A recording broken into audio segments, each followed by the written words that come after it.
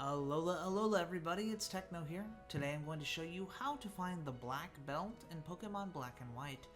You can start off first by visiting Opelucid City, but you need to be in the post-game. That means you need to have seen the credits roll at least one time.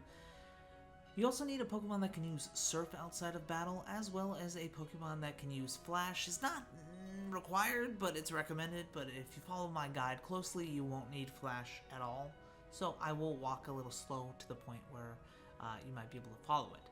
So either way, with the Pokemon that has Surf at least, from the Pokemon Center, make your way to the left into Route 9. You can just pass through this gate over here. And you're going to make your way into the southern grassy half of Route 9. Now over here is a cave called Challenger's Cave. It's blocked until you've beaten the game. That's why you need to beat the game to be able to get here. That guy will be standing in the way. Once you go inside, you can of course use Flash to illuminate a little bit further, or follow my steps closely. I will walk slowly for you to follow. Now, in the first room here, it's pretty simple. You're going to walk past the first Ace Trainer, and then you're going to go up over here and walk towards the other Ace Trainer, but make a sharp left in between these two boulders. This will bring you to the deepest part of Challenger's Cave. And really, there's just a bunch of items here, as well as two strong trainers in this deepest floor here. So you want to go up and surf directly across between these two islands. And then you're going to see a fork in the road right here where you can go either up or down. Make sure you go up and then hop on the land. Now this is basically like a big zigzag path here, so just follow my steps closely. Again, I'm walking slow, so those of you without Flash don't need it. You'll cross the bridge there, cross the next bridge, go down. There's a couple deviations you can make, so just try and stick to it. But you can go down this staircase and up this short staircase. This guy right here, his name is Veteran Sean. He's actually pretty infamous in the Pokemon community because he's very hard to beat if you're unprepared. So I seriously recommend bringing some strong Pokemon here too.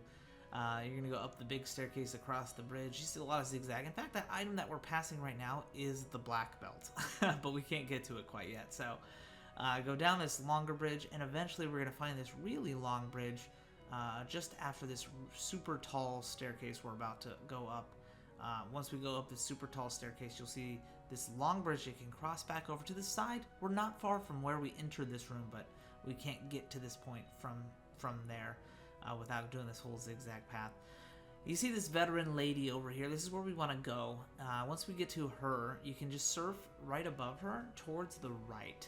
So just go ahead and hop in that water, surf towards the right, and you'll see this little tiny spot under the bridge. That's going to lead you to the black belt. Now, if it's not there, that means you've picked it up already, but luckily for you, there is an infinitely repeatable method of doing this. I recommend flying over to Necrene City. You could technically do this in the before game if you were crazy enough to do it. You're going to need what's called the wild item setup. It looks a little something like this. Now, of course, it's not necessary, but it will significantly increase those chances, and if you're not familiar with what that is, check the description for a link to the guide on that.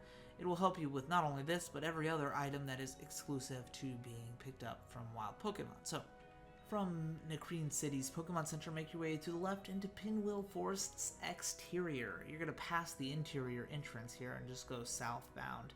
Go through this grass until you find the area where there's some dark grass. The dark grass will have you encounter double battles, thus doubling your chance of getting the item here. If you don't have the wild item set up, I just recommend doing it in the regular grass, but I seriously recommend bringing the wild item set up for this dark grass here, because again, increases the chance of a wild double battle, and you're looking for throw or sock depending on which version you have. They have a 10% encounter rate, and naturally they have a 5% chance of holding a black belt.